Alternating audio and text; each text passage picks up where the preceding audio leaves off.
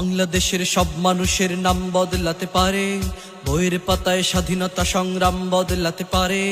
বঙ্গোপসাগরের পানি সব যেতে পারে শুকিয়েও, গোটা রাজধানী কেড়ে নিতে পারে বুড়ি গঙ্গার ঢেউ।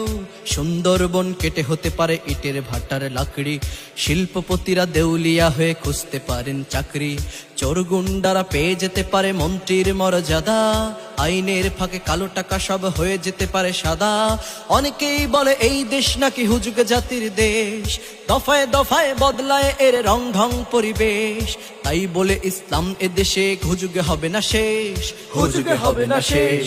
ইসলাম এদেশের পরতে পরতে জনপদে ঘরে ঘরে, ইসলাম এদেশের 90% মানুষের অন্তরে। ইসলাম নিয়ে কেউ ছিনিমিনি খেলে এমন সাধ্য নেই, আর কিছু থাক না থাক তবুও ইসলাম থাকবেই। সবকিছু বদলে যাক তবুও ইসলাম থাকবেই, আর কিছু থাক না